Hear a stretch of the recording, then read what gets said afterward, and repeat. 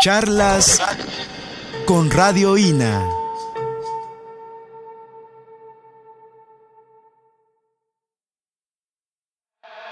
Charlas con Radio INA.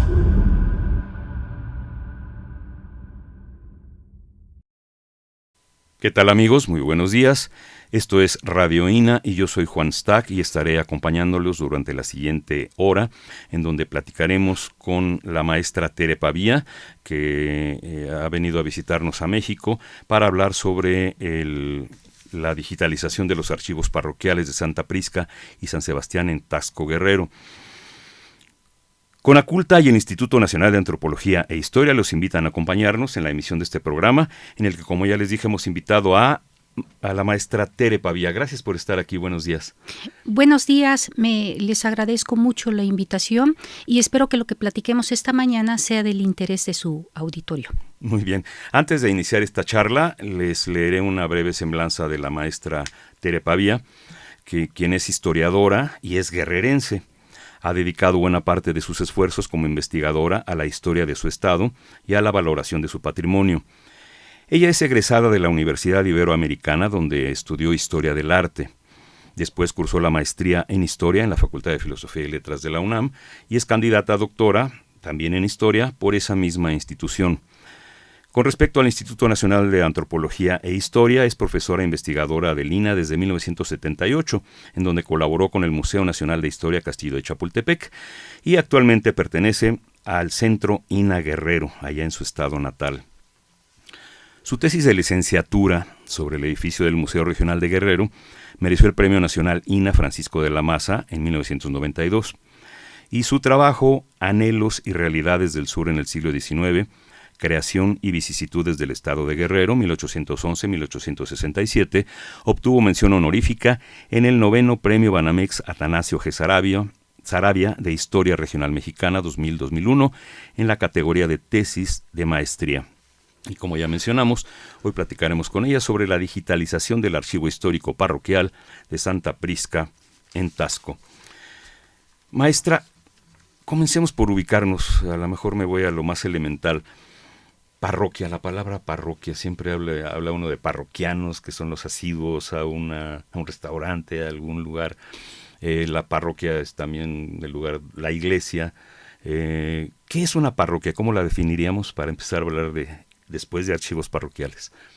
Bueno, es una jurisdicción eclesiástica que hace la iglesia para la atención a sus feligreses. Están divididos en obispados y los obispados a su vez se dividen en parroquias o curatos, que vendría a ser, por ejemplo, para hacer una similitud, una república dividida en estados y los estados en municipios. Entonces las parroquias se definen de acuerdo a la población. Es por eso que cuando la población es mucha, es cuantiosa, las parroquias son más pequeñas en extensión, mientras que si tienen poca población, las parroquias son más grandes. Este es el caso que tenemos en los dos archivos parroquiales que vamos a ver ahora, que uno es el del archivo parroquial de Santa Prisca y San Sebastián en Taxco, y el otro es el archivo parroquial de Santa María de la Asunción en Tepecuacuilco. Mientras la extensión de la parroquia de Taxco es muy pequeñita, la extensión de la parroquia de Tepecuacuilco abarca muchos pueblos, es muy grande, llega prácticamente hasta el Mezcala e inclusive llega a abarcar pueblos que ya están cerca del centro de Guerrero, como cerca de Chilpancingo, como sería Xochipala. Entonces eso se debe a la cantidad de habitantes que tienen. Y en una parroquia, los encargados de esta, que son los presbíteros, los curas párrocos, pueden impartir los sacramentos. O sea, ellos pueden casar, pueden bautizar, pueden confirmar, lo que en una iglesia que no sea parroquia no se puede hacer. Esa es una de sus atribuciones. Mire, más allá de lo puramente religioso, ¿las parroquias cumplían algún tipo de función de organización social? Más allá de lo religioso. Pues las parroquias hasta mediados del siglo XIX llevaron prácticamente todas las estadísticas de la población. Como no había registro civil, el registro civil se puso con las leyes de reforma entre 1856 y 1858. Entonces, los datos que se tenía de población, de nacimientos, de defunciones, de padrones, normalmente provenían de los documentos parroquiales.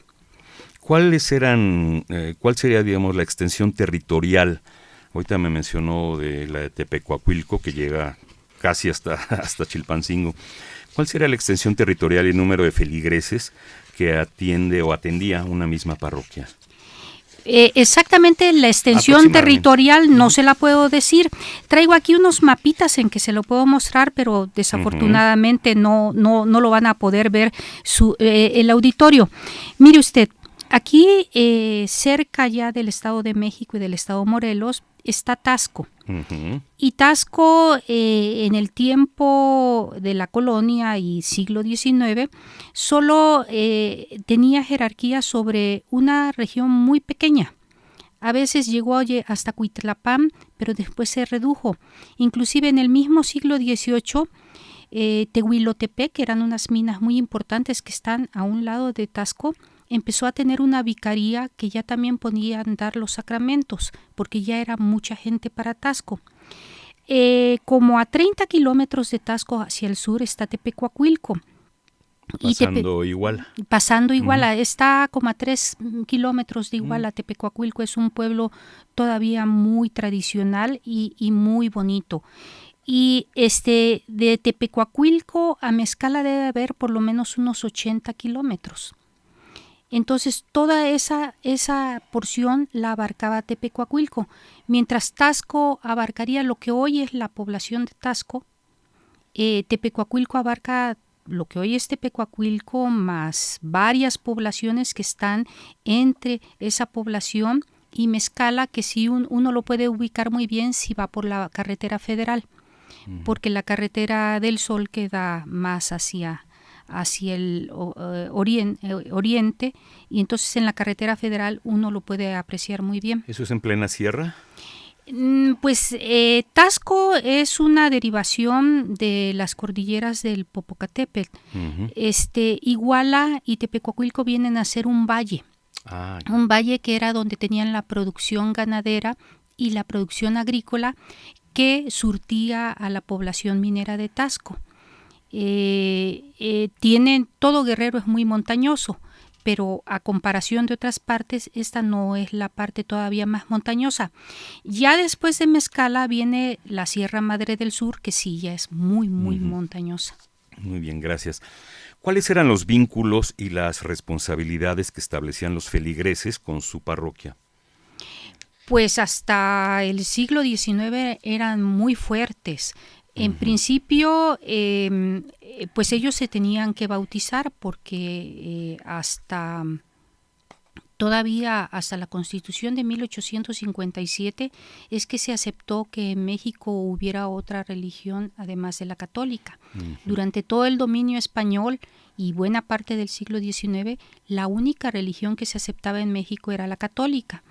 Entonces, eso le daba mucho poder al clero y a la iglesia, y por un lado se tenían que registrar y por otro lado también le tenían que pagar un diezmo, es decir, una especie de impuesto que era el 10% de sus utilidades que se los daban a la iglesia para que se pudieran sostener. Eso, además de que en muchas poblaciones le daban un sueldo específico al cura para que los fuera a atender, e inclusive le arreglaban, le limpiaban su casa. O sea, sí era una relación muy estrecha hasta la segunda mitad del siglo XIX.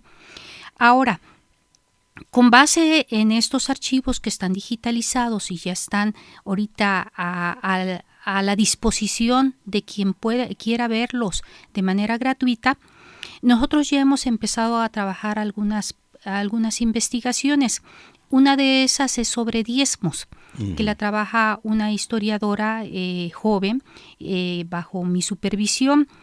Y lo que hemos visto es que el diezmo se quitó como obligación legal desde 1833. y ella ha estudiado precisamente todo ese periodo en Tepecuacuilco, porque en Tepecuacuilco tenemos un fondo de diezmos.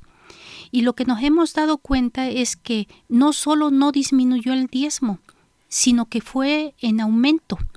Inclusive hasta en la época de la Revolución todavía la población de Tepecuacuilco seguía pagando un diezmo a la iglesia y seguía aumentando, iban cambiando las maneras. En un tiempo se dio en especie, después cuando ya no era obligatorio, que se quitó la obligatoriedad civil, y después con las guerras de reforma cambiaron, ya pagaban en dinero. Y de todos modos el diezmo iba en aumento, no lo dejaban de dar. Entonces tenían una relación estrecha. Yo siempre había pensado que la religiosidad en Guerrero era mucho menor que en otras áreas, porque tiene menos iglesias, porque había menos presencia del clero, pero en esta parte que es la región norte, estamos constatando que sí, la presencia y la fuerza de la iglesia era grande. Especialmente Taxco, ¿cuál es su historia como población virreinal? O sea, ¿qué importancia tenía Taxco como población virreinal? Taxco fue muy importante. De hecho, Taxco, en el lugar donde está, surgió a raíz de la actividad minera. Ahí tenían unas minas y yo creo que era muy complicado que fueran y regresaran de los pueblos que estaban cercanos. Taxco el Viejo está todavía en una planicie, no está en la montaña. Y a partir de que la actividad minera se fue haciendo ahí la población, y Taxco inmediatamente pasó a ser parroquia, pasó a ser alcaldía mayor, porque la actividad minera era una de las actividades preferidas de la corona española y estaban produciendo bien. Inclusive Taxco llegó a ser cabecera de partido cuando vinieron las reformas borbónicas a fines del siglo XVIII, que se impone una nueva división territorial en intendencias y en partidos, sobre todo con fines para recabar mejor los impuestos. La alcaldía de Iguala y la alcaldía de Taxco se unieron en un partido y la cabecera fue Taxco. Y después en el siglo XIX, a principios del México independiente, que siguió esa división en partidos, ya no en alcaldías, sino en ayuntamientos, y una mayor que los partidos, que era distrito antes de llegar a estado, y era un distrito muy grande que venía desde Temascaltepec y Zacualpan, en lo que hoy es el Estado de México. Y incluía todo Taxco, Iguala, Tepecuacuilco, hasta el Mezcala. Esa es la cabecera, era Taxco. Y especialmente la iglesia de Santa Prisca es del siglo XVIII. Del siglo XVIII, 1758-59. Y todo el mundo sabe que la hizo don José de la Borda. La mandó a hacer don José de la Borda, y una de las características que tienen es que se hizo, como tenía mucho dinero, lo hizo muy rápido. Entonces tiene un estilo muy, muy bien pensado, muy bien logrado. De hecho, eso la doctora Elisa Vargas Lugo ha escrito unos textos que hacen que uno se enamore de Santa Prisca, que ella la considera una pieza única no solo en México, sino a nivel mundial. Antes de la construcción de la iglesia que ahora conocemos, ¿ya existía algún archivo ahí en Taxco o se inicia con la iglesia? Yo creo que existía, porque el archivo de Taxco se remite a mí, lo que encontramos nosotros, que puede haber habido más antiguo, hasta 1598, o sea, 2 años antes de que terminara el siglo XVI, y la iglesia se hace hasta el siglo XVIII. Yo creo que había una iglesia más pequeña, más rústica, y que llevaba todos sus trámites de bautizos, de matrimonios, y que por eso el archivo es más grande que la vida de la iglesia. Platíqueme como cosa curiosa, como dato curioso, ¿qué tiene que ver el número 16 con José de la Borda? Porque sé que él llegó de 16 años. ¿Y se casó un 16 o qué? Llegó en 1716. Exactamente. Tenía 16 años y llegó el 16 de julio. Sí, me llamó la atención ver ese dato. Pues mire qué observador es usted, yo no me había dado cuenta. No me diga. Muy bien. Pues debe haber sido su número de suerte. Sí, ¿verdad? Sí. Aparte, ahorita ha mencionado los matrimonios, los bautizos, las defunciones, pero ¿qué otro tipo de información contienen habitualmente los archivos parroquiales? Mire, generalmente todos los archivos parroquiales se dividen en dos grandes secciones. Una es la sección sacramental, que tiene los libros de bautizos, confirmaciones, matrimonios, defunciones. Y la otra es la sección disciplinar, que esa varía de una parroquia a otra. Entre otras cosas tienen los directorios parroquiales y tienen diferentes fondos de acuerdo a la parroquia que se trate. Pueden tener de hermandades, de cofradías, de capillas, de colegios, de visitas parroquiales, de edictos que les manda la iglesia, mandamientos, y esa es una... Padrones es una de pues a mí es una de las áreas que más me gusta, porque es prácticamente como que descubrir la historia de ese lugar a través de esa sección. Sin embargo, la sección sacramental nos ha dado muy buenos resultados en cuanto a investigación, porque nosotros estamos muy interesados en estudiar la población que hubo en Taxco, tanto en el dominio español como en el siglo XIX. Y en Taxco, en la sección disciplinar, encontramos un padrón que es una joya, 1739, con mucha información que le hemos sacado todo el jugo que podamos y que ya están en prensa algunas publicaciones que se fundamentan en ese padrón. En Tepecoacuilco, en la sección disciplinar, encontramos un fondo de diezmos. Y con ese se está haciendo un trabajo sobre los diezmos en Tepecoacuilco, que hemos encontrado cosas que realmente nos han sorprendido, como que seguían pagando el diezmo aunque no tuvieran la obligación, y no suficiente con eso, iban aumentando el monto de lo que le entregaban a la iglesia. Entonces, ir a un archivo parroquial es como que ir a descubrir la vida a través de sus fondos. Y la sección disciplinar nos habla mucho de cuál es la vida de esa iglesia, de esa parroquia y de esa comunidad que atiende. Digamos, el público, ¿a qué puede acudir a consultar a un archivo parroquial? Se menciona mucho como fuente histórica. Eso siempre, cuando hablamos con los historiadores, hablan de, fuimos al archivo parroquial de tal lado, de tal otro. Pero digamos, un particular como yo, ¿a qué tendría que ir yo a un archivo parroquial? Bueno, los archivos parroquiales son archivos vivos, están en función. Entonces, generalmente cuando va una persona particular es o cuando tiene un niño que lo va a bautizar o cuando se quiere casar, y también generalmente cuando fallece una persona, ahí lo registran. Eso depende si es católico o no es católico. Por ejemplo, si una persona nació en Taxco y se quiere casar en Tepecoacuilco, tiene que hacer una gestión en Taxco, porque en Taxco tienen que avisarles a Tepecoacuilco que no está casado en Taxco, que nada más se va a casar allá. Pero es para ahora actualmente es nada más para los católicos. Hasta el siglo XIX, hasta la segunda mitad del siglo XIX, todas las personas se tenían que registrar en los archivos parroquiales. También mencionó hace rato lo del diezmo. Digamos, a través del análisis de los diezmos se puede ver la situación económica en algún momento dado. Sí es posible. De hecho, nosotros nos propusimos estudiar el diezmo para conocer cuál era la situación económica de tanto de Taxco como de Tepecoacuilco.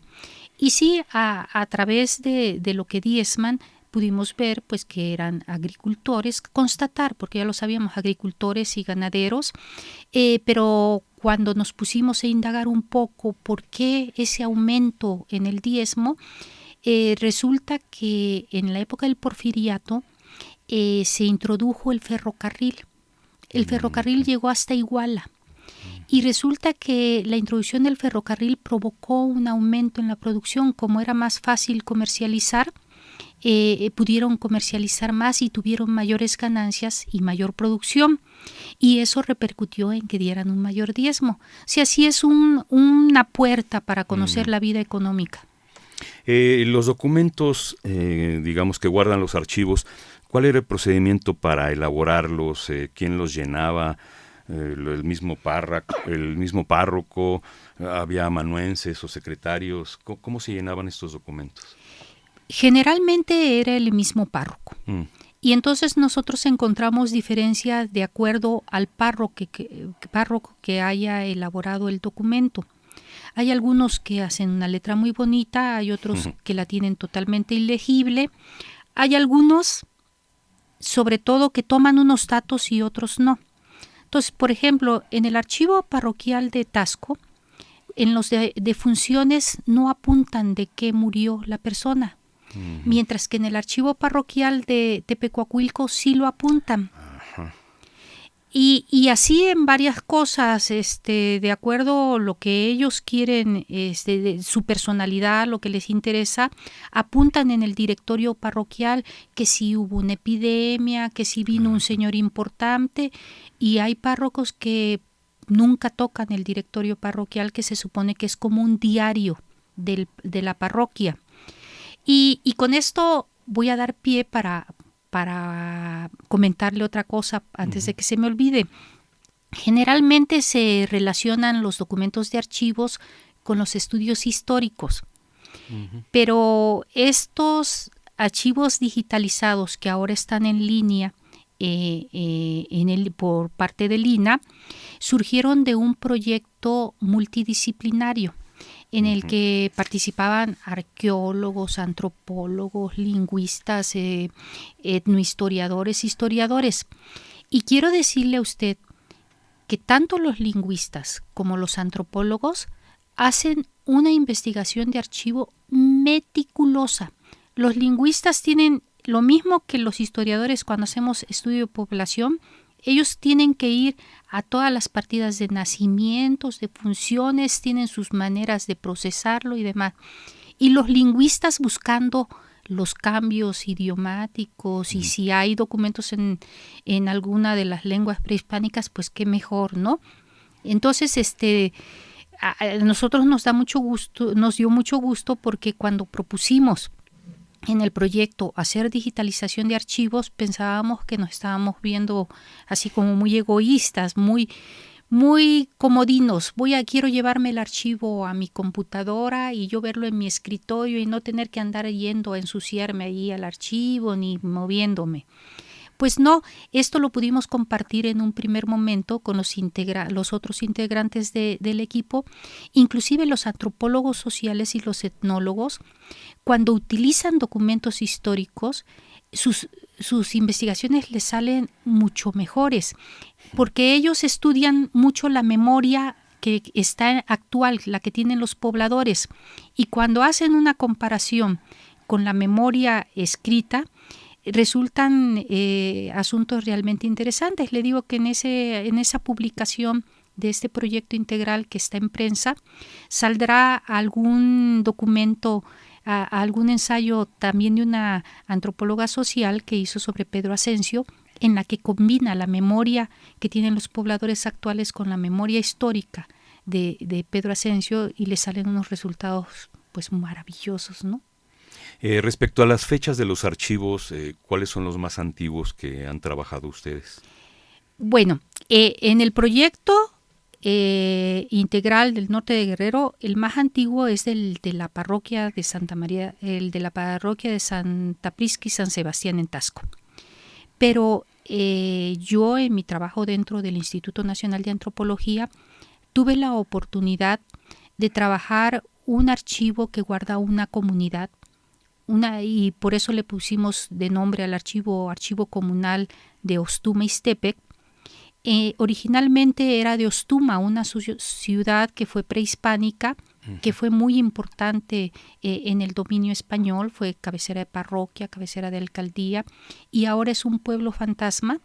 Entonces sus pobladores, cuando lo abandonaron en el siglo XX, se llevaron sus documentos ellos con la intención de que esos documentos les ayudaran a legitimar sus tierras. Y finalmente lo lograron. Y ellos tienen varias hectáreas de terrenos comunales gracias a esos documentos y los han guardado.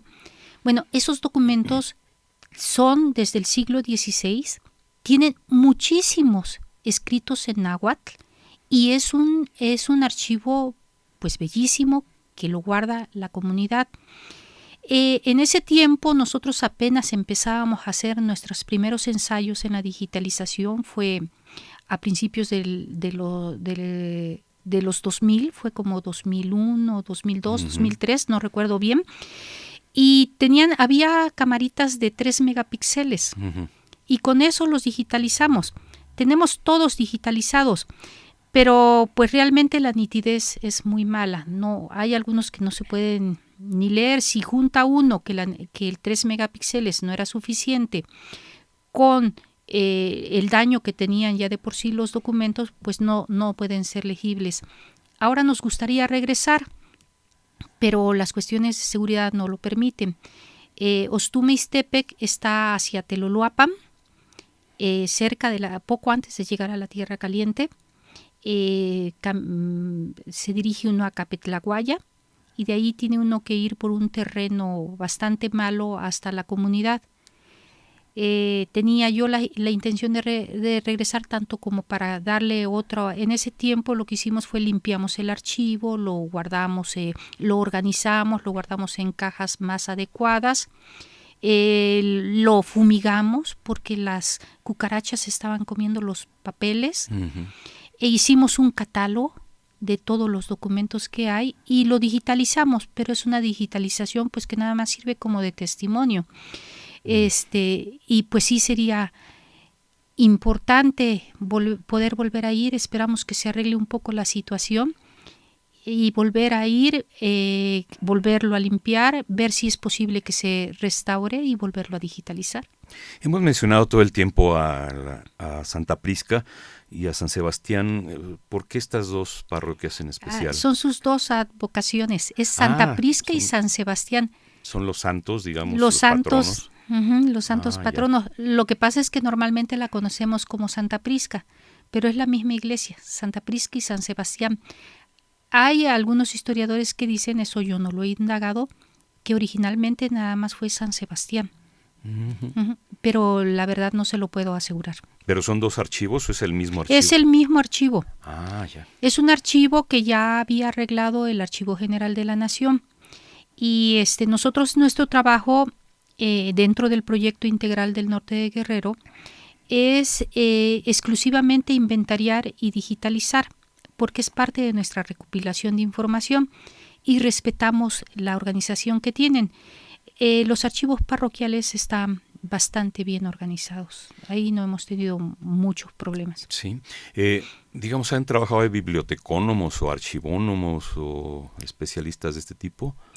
Pues trabajar de planta no, pero sí tengo entendido que la organización y el primer guardado se los hizo el Archivo General de la Nación. Muy bien. ¿En qué estado se encuentran los archivos en general? En Guerrero, muy mal. Ajá. Muy mal estado en general. Creo que los mejor conservados son los parroquiales y aún en eso hemos tenido experiencias muy malas. Por ejemplo, la boleta de bautizo que se atribuye a Vicente Guerrero en Tistla, se la robaron. En los últimos años se la robaron. ¿Eso por qué es? Porque la autorización para entrar a un archivo parroquial depende del párroco en cuestión. Si el párroco es cuidadoso, celoso de sus papeles, pues ni siquiera deja entrar. Así vaya a uno del Instituto Nacional de Antropología, no lo deja entrar. Cuando son cuidadosos, pero sabe que uno va de una institución seria, dejan entrar, ponen algunos límites, pero se puede trabajar. Pero hay algunos párrocos que no les interesa. Ahora, los archivos estatales, excepto el Archivo General del Gobierno del Estado de Guerrero, el Archivo Histórico, que tiene un lugar para donde está, es el mejorcito. Y aún así como está dentro de un edificio que comparte con otra instancia, pues cada vez le van quitando más espacios y lo van apretando y no le hacen mayor trabajo de difusión. No es difícil ir a revisarlo porque aunque tienen un horario de atención, a veces no está la gente, en fin. Pero de ahí en fuera, el archivo de notarías, que es un archivo vivo que lo utilizan en la Secretaría de Gobierno, está muy mal.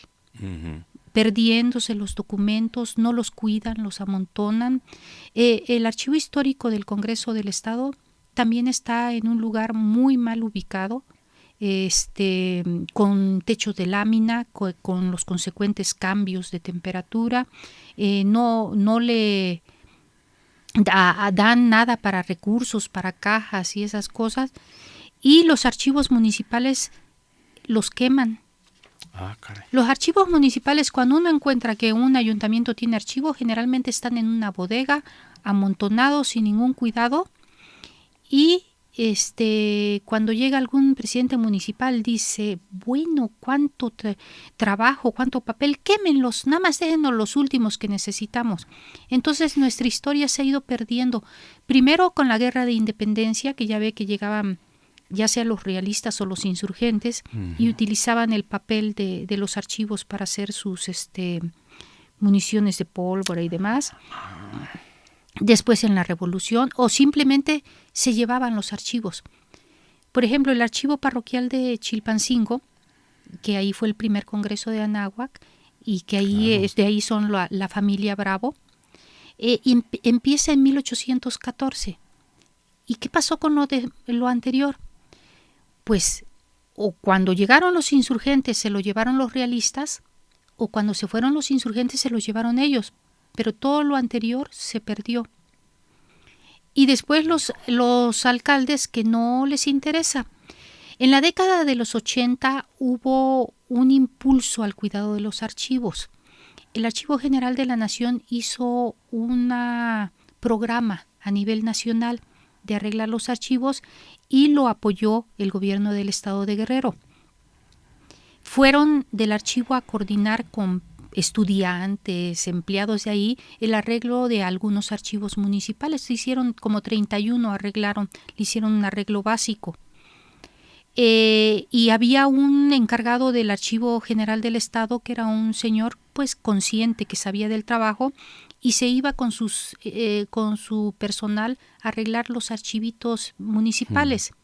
Pero él mismo se quejaba, todavía no salía el gobernador, y se quejaba que entraba otro presidente municipal y lo que había arreglado del archivo ya no servía. Lo que no entienden los políticos de Guerrero es que invertir en los archivos no es dinero tirado a la calle. Normalmente todos los políticos de Guerrero hacen alusión a lo grande de la historia, pero no invierten para que se conozca la historia. La historia de Guerrero en comparación a la de Michoacán, a la de Oaxaca, está en pañales. En Michoacán, todos los pueblos tienen sus archivos arreglados y abiertos al público, se pueden ir a consultar. Hubo una reunión de historiadores de Centro Sina hace unos 2-3 años, 2-3 años, y los historiadores de Michoacán llevaban unas ponencias muy buenas. Y ellos empezaban y decían, quiero decirles que este estudio ha sido posible porque los archivos están arreglados y los podemos consultar. En Guerrero no. Para ir a un archivo primero hay que pedir el permiso y estar sujeto a que el funcionario o el párroco quiera darle el permiso.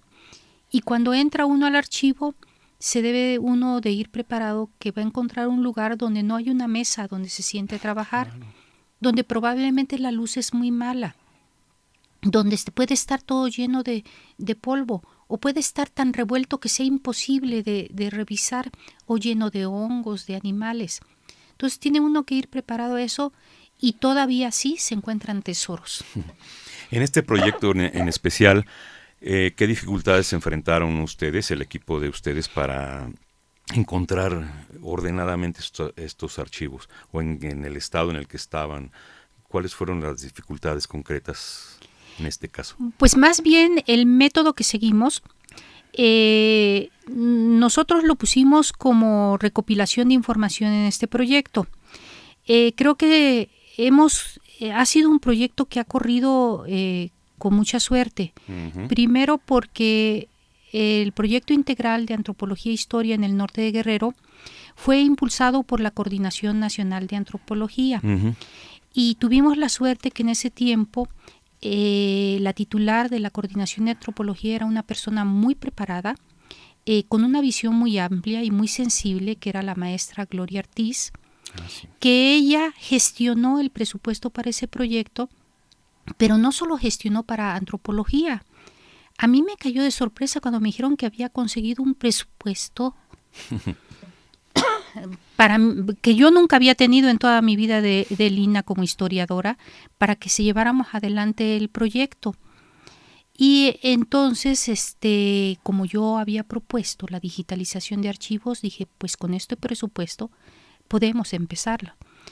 Contratamos historiadores de la Universidad Autónoma de Guerrero.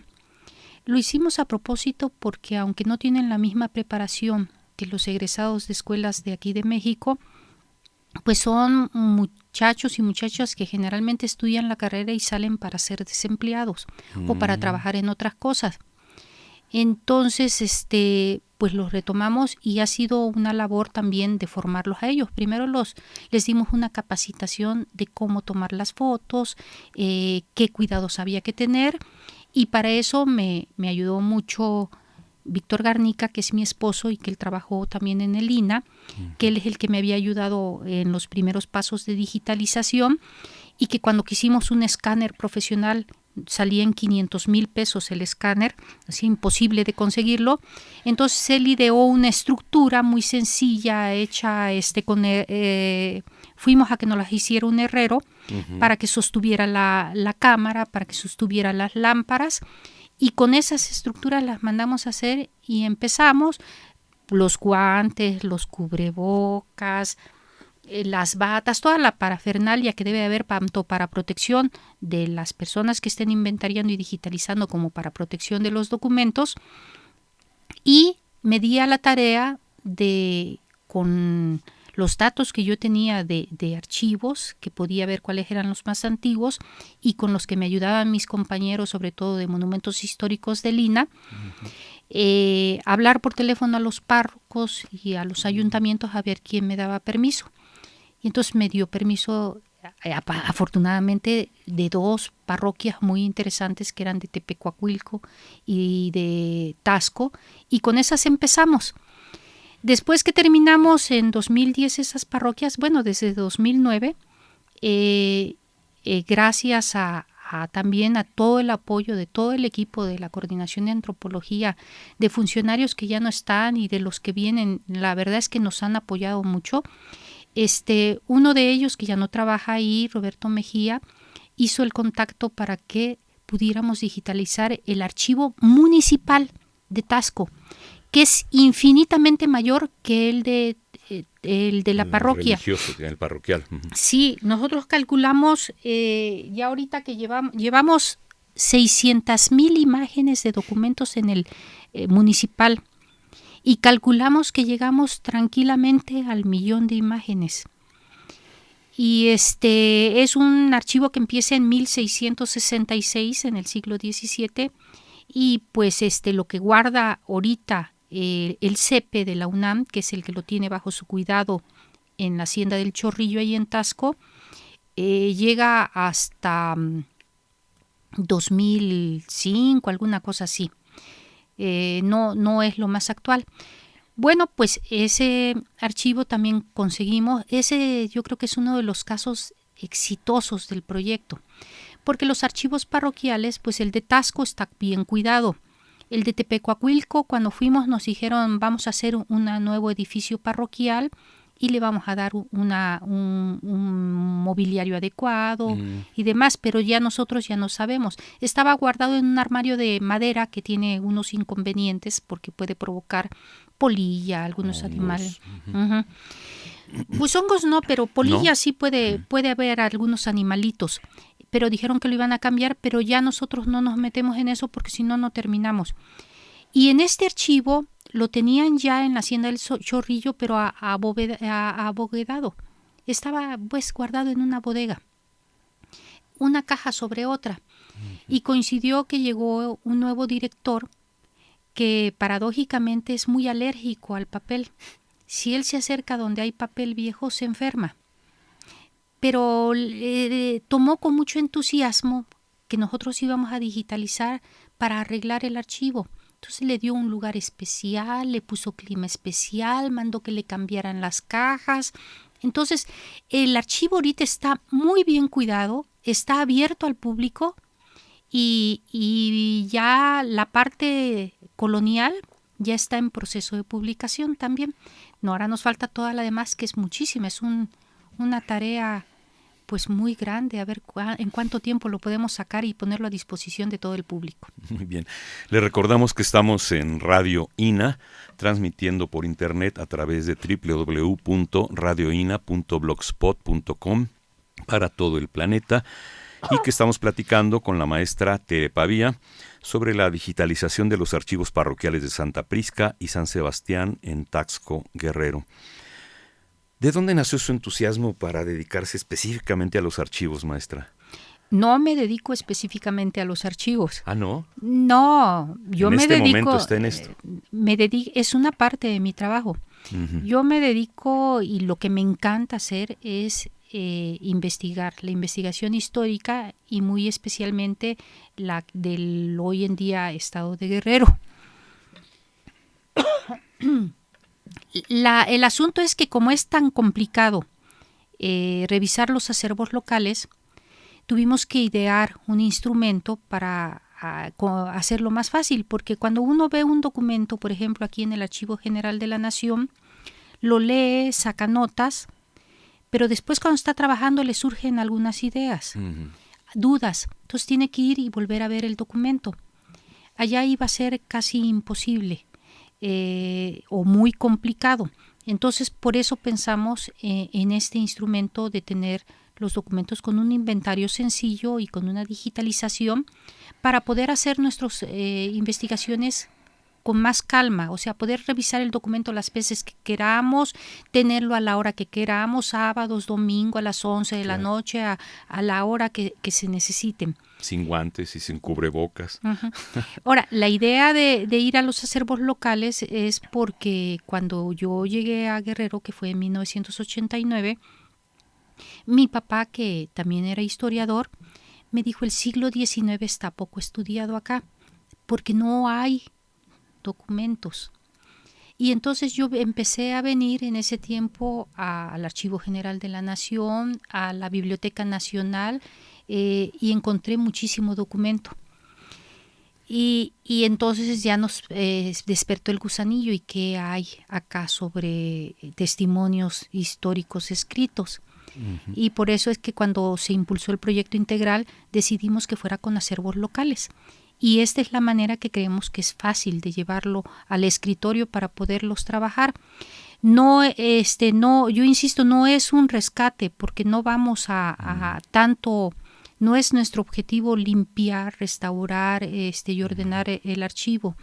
Nuestro objetivo es simplemente llevarnos la información, pero creemos que sí les sirve. Primero porque al ver las personas, tanto que los cuidan como los de la población, que se está digitalizando, dicen, bueno, ¿y por qué digitalizas eso? Por ejemplo, Taxco, que están muy orgullosos de su patrimonio arquitectónico, no entendían por qué eran importantes los documentos que guardaba la parroquia y los que guarda el archivo municipal. Les dimos una plática presentando el acervo colonial del archivo digital y se emocionaron cuando les dijimos: es que ustedes tienen todo este tipo de documentos y ese tipo de documentos nos sirven para hacer muchas investigaciones. Entonces, además de la riqueza de su patrimonio arquitectónico, tienen la riqueza de su memoria escrita.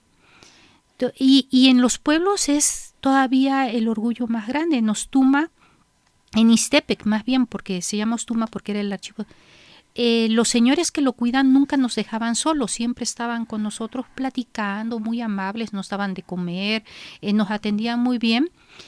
pero nunca nos dejaban solos, siempre estaban cuidándonos que no le fuéramos a hacer algo a sus documentos. Y empezaban a preguntarnos, bueno, ¿y por qué es importante? ¿Y qué dice? ¿Y quién nos puede traducir nuestros documentos?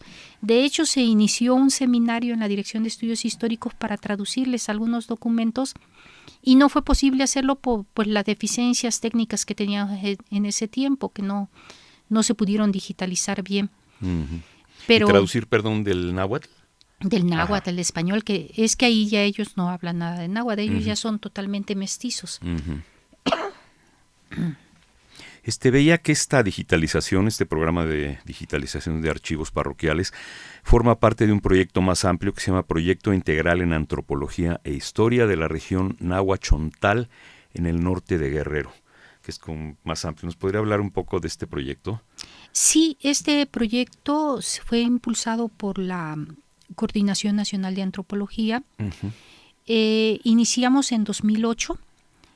Se quería que viéramos desde diferentes ángulos la historia de alguna región o de algún tema. Y en este caso les llamaba mucho la atención que en los documentos se mencionaba muy seguido a unos chontales. A unos chontales que no se podía ubicar. Lo pensamos en Tabasco, ¿no? Sí, pero allá son grupos étnicos, hay una lengua, hay una escritura, y acá no hay ningún testimonio. Entonces se juntó todo un grupo entre arqueólogos y demás, sobre todo para buscar a los chontales. Cuando nos invitaron a nosotros dijimos, bueno, los historiadores podemos ver más sobre población. Y resulta que pues nunca encontramos a los chontales porque sigue sin haber ningún rastro, ningún testimonio lingüístico, ni arqueológico, ni de nada. No sabemos si era un grupo étnico, si era una denominación despectiva, no se sabe qué es, pero sí en los testimonios sale mucho que ahí había chontales y que para acá eran chontales. Pero lo que sí nos pudimos llegar a otros resultados, como que desde la época prehispánica, esta parte norte del ahora estado de Guerrero fue una parte muy habitada, muy poblada, pero además con mucho movimiento migratorio. Venían desde la época prehispánica poblaciones de otros lados, se iban, regresaban, entonces había ya mestizaje desde la época prehispánica. Y cuando llegan los españoles a buscar, pues llegaron buscando el estaño en Taxco, Hernán Cortés para sus armas, que descubren las minas, pues empiezan primero a trabajarla con indígenas. Y la esclavitud indígena consistía en que se traían indígenas de diferentes regiones a trabajar en las minas. Y así hasta aproximadamente 1530 que se prohibió la esclavitud en América, y que empezaron a traer población africana.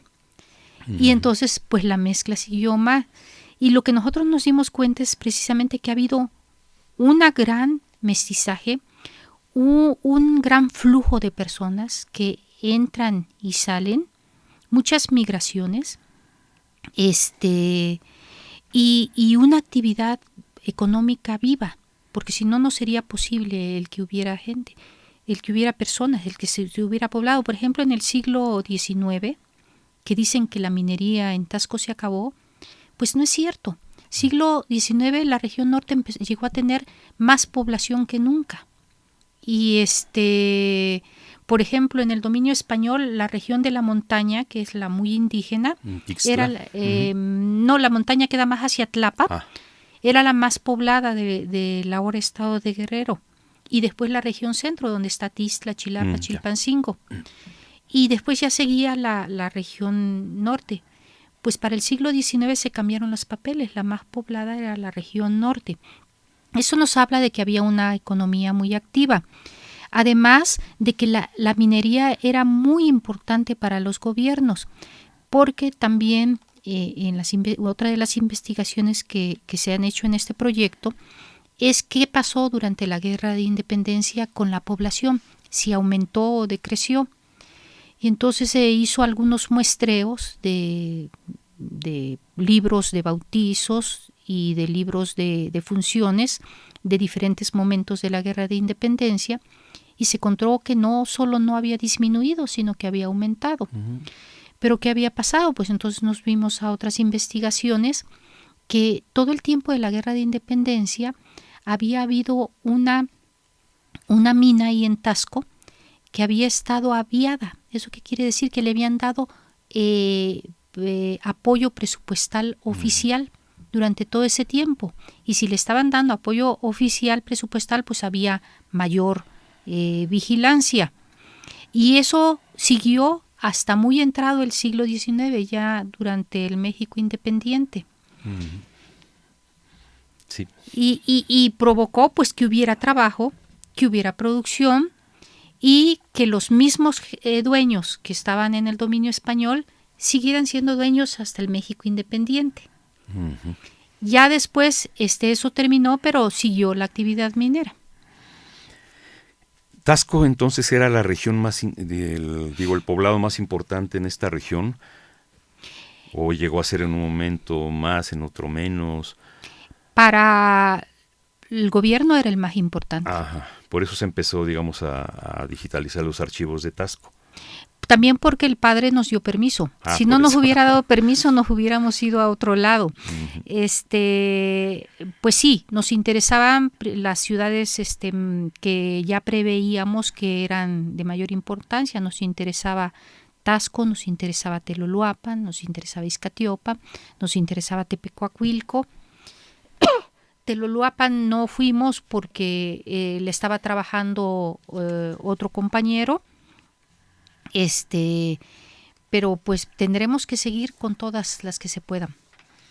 Pero sí, era la más importante, era también porque era más importante para el gobierno y era la más importante por su actividad minera. Era la que atraía y propiciaba la producción de otras áreas como Teloloapan, como Iguala, como Tepecuacuilco, Tasco y toda la zona minera de Temascaltepec y de Zacualpan, que están al norte, pero eran unidas. Sí, estábamos viendo que son 16 municipios, ¿verdad? Con sus respectivos 16 archivos. municipios de la región socioeconómica norte actual. Ajá. Porque si nosotros nos vamos a la historia, le tendríamos que a agregar por lo menos otros 2 y quitar algunos, porque pues los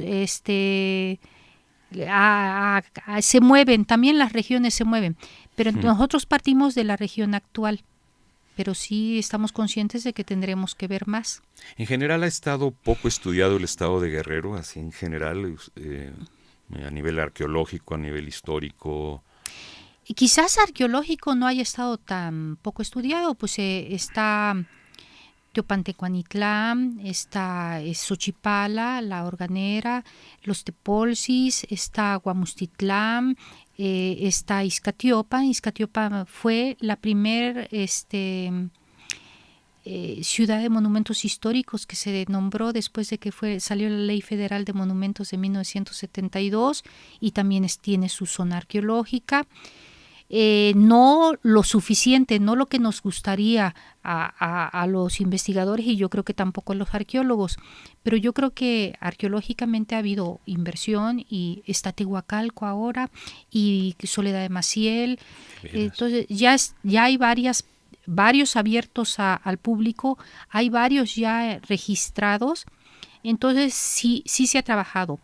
Lo histórico es más complicado, porque como con este problema que había de los archivos, pues por ejemplo Peter Guardino, un investigador norteamericano que había trabajado en Oaxaca, hizo una investigación sobre los campesinos en Guerrero desde fines de la colonia hasta mediados del siglo XIX, y después en alguna conferencia se le preguntó que qué seguía.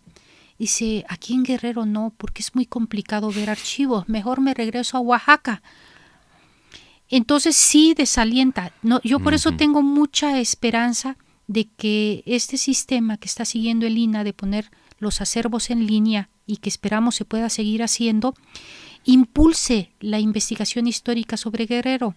Ya no la tendrán que hacer nada más las personas que estudian y se dedican profesionalmente a la historia allá, sino que la pueden hacer en cualquier parte del país y en cualquier parte del mundo, porque es simplemente tener internet y tener una computadora y acceder a www.acervocina.gov.mx y ahí llegan al repositorio y de ahí ya se pueden ir a Patrimonio Documental Guerrerense.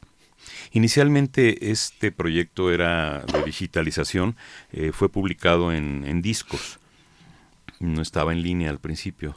Pues tanto como publicado no, fue difundido en algunos ejemplares de discos que hicieron en la misma Coordinación Nacional de Antropología. Le digo que todo el equipo de la Coordinación de Antropología me ha apoyado muchísimo, a todo mi equipo de trabajo, y se hizo en principio para entregarle a los párrocos su copia, la otra para distribuir entre los mismos integrantes del proyecto integral, los que quisieran tener una copia para sus trabajos, y para dar algunos regalos también, porque a veces se necesita que por ejemplo, cuando llegamos a trabajar en el Archivo Municipal de Taxco, les regalamos un ejemplar de esos para que con más gusto nos abrieran las puertas. Pero no, era una difusión, era una forma de difundir el trabajo, pero no era propiamente una publicación. Entonces ya está en línea. Mejoró también, nos quedan 4 minutos de conversación, es lo que nos están diciendo de aquel lado. Entonces, ¿la digitalización sigue o tuvo una fecha de cierre, digamos, una fecha de corte?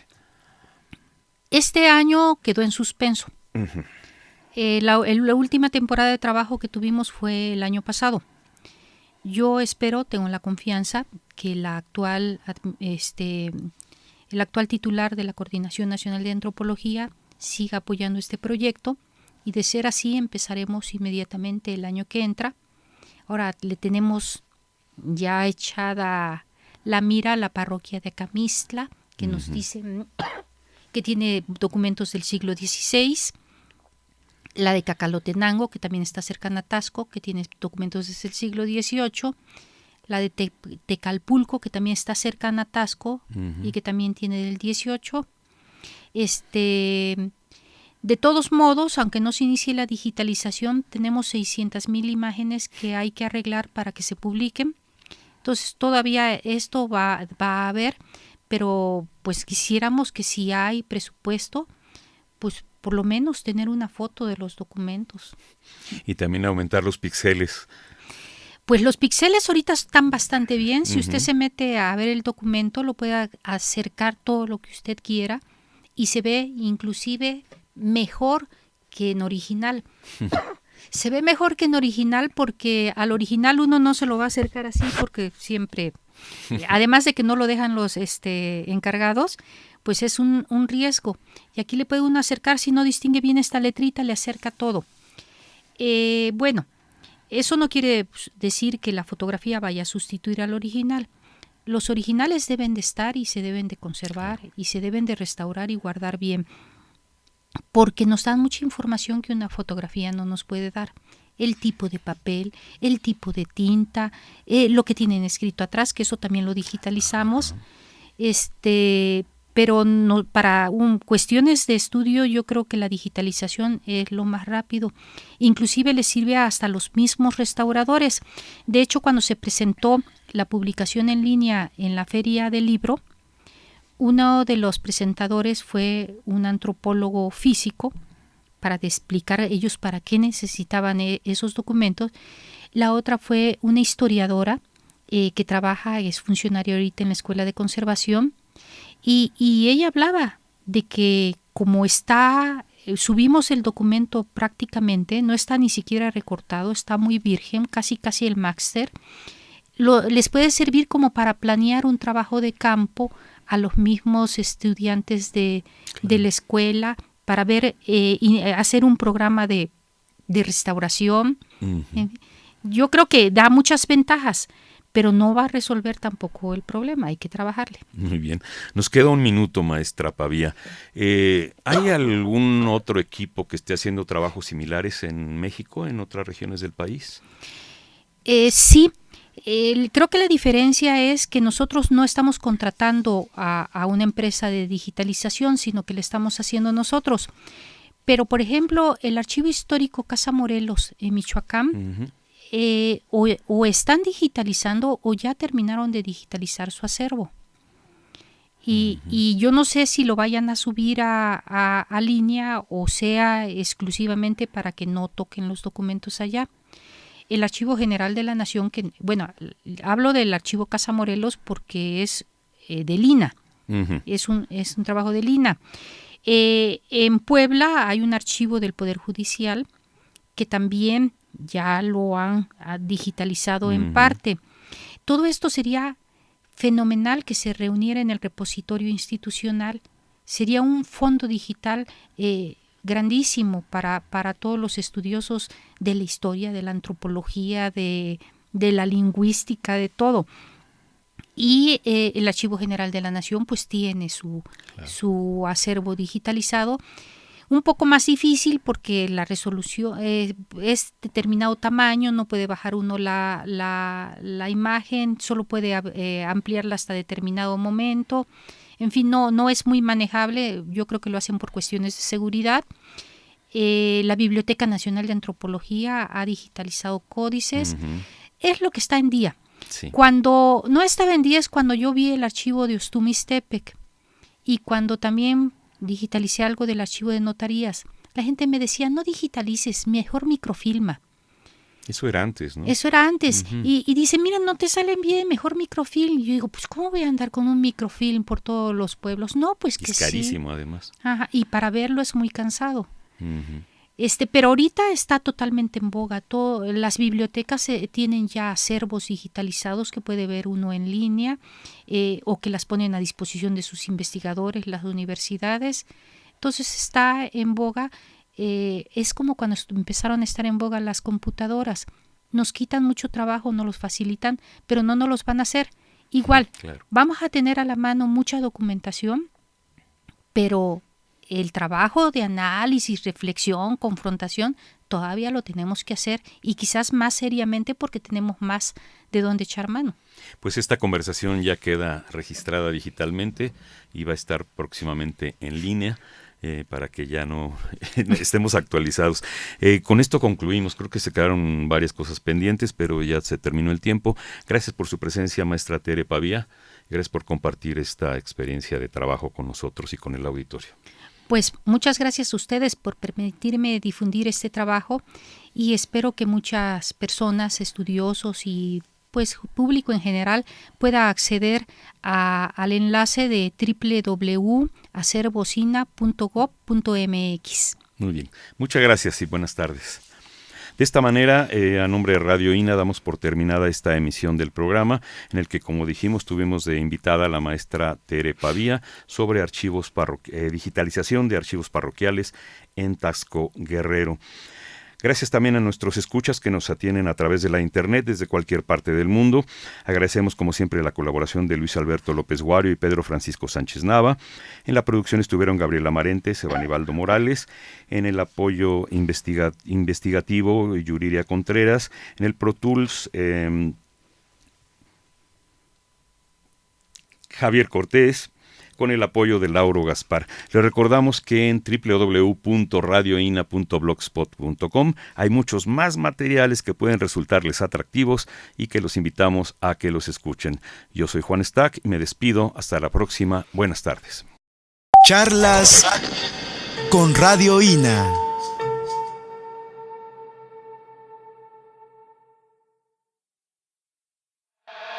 Charlas con Radio INA. Conaculta, Instituto Nacional de Antropología e Historia. Las opiniones y comentarios aquí expresados son de entera responsabilidad de quienes proporcionan la información y no representan necesariamente las opiniones de Radio INA ni comprometen el pensamiento editorial del Instituto Nacional de Antropología e Historia.